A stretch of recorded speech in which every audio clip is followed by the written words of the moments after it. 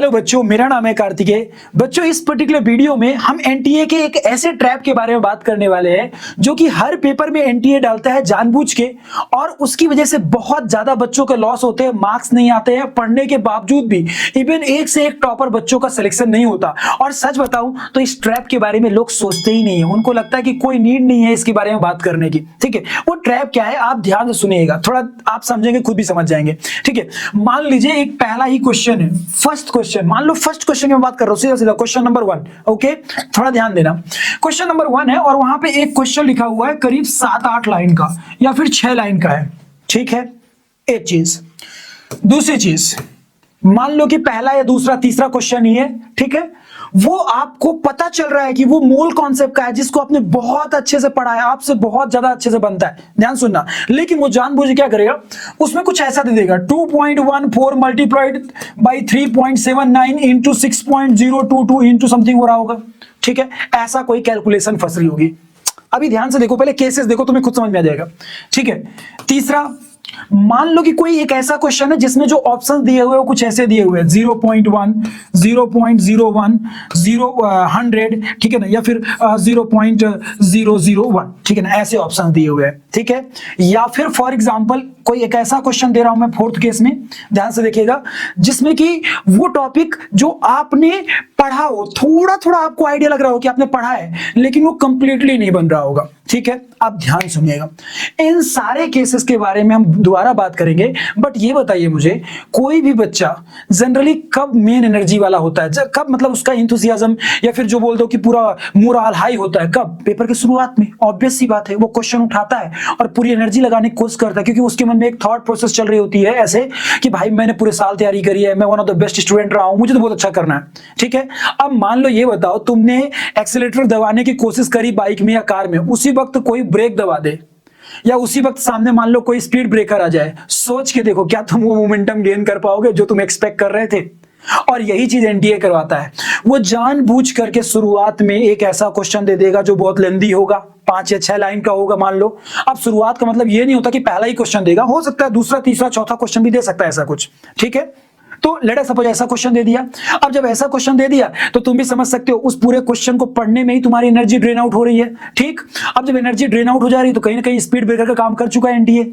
NTA को जो चाहिए था वो तो हो चुका है, क्योंकि देखो यार, उसे भी पता है कि जो मैं 360 नंबर का पेपर या 300 नंबर का पेपर दे रहा हूं, ये मैक्सिमम बच्चे सॉल्व कर सकते हैं, बहुत सारे बच्चे जो सॉल्व कर सकते हैं। फिर मैं कैसे चेक करूंगा कि किस बच्चे को रैंक 1 देना है, किस बच्चे को रैंक 2 देना है?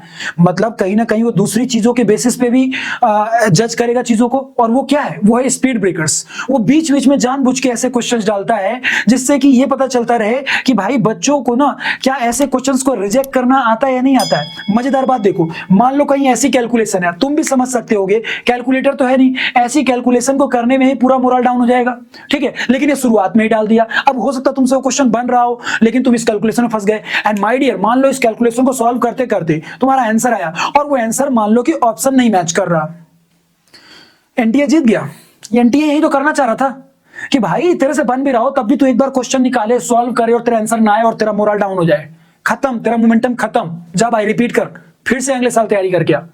क्योंकि वो चाहता ही है ना ऐसा करे। फिर ऐसे ऑप्शंस जानबूझ के डालेगा जिसमें कि वो आपको क्लियर आइडिया ना लग रहा हो कि कौन सा है, लेकिन आपका समय ज्यादा खा ले।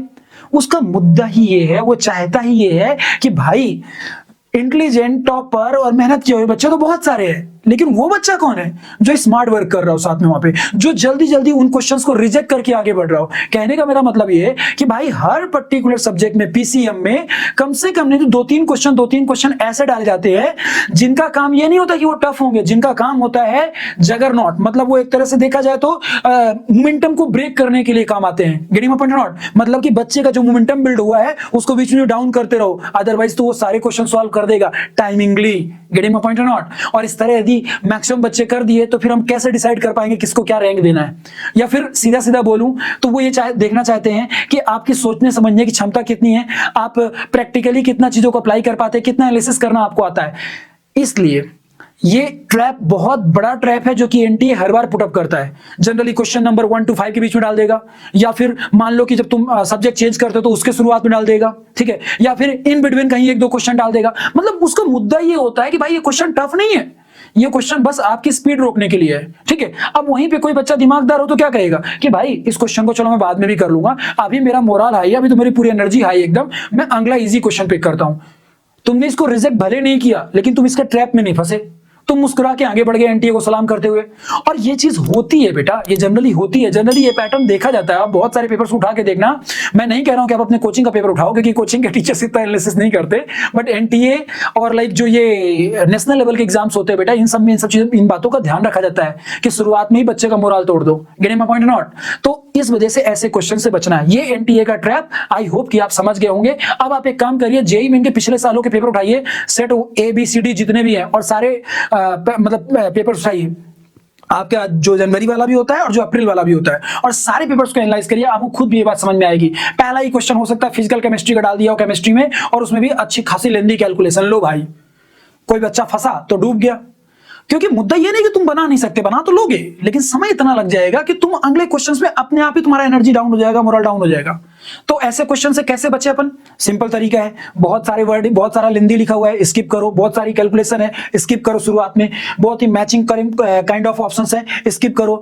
या फिर कोई ऐसा क्वेश्चन है, ऐसा केस है जिसको आपने थोड़ा बहुत पढ़ा है लेकिन आपका सॉलिड टॉपिक नहीं है, वो स्किप करो, क्योंकि भाई क्वेश्चन नहीं बनेगा तो ज्यादा मोरल डाउन होगा इन कंपैरिजन टू कि इसको स्किप कर दोगे तो। Getting my point not?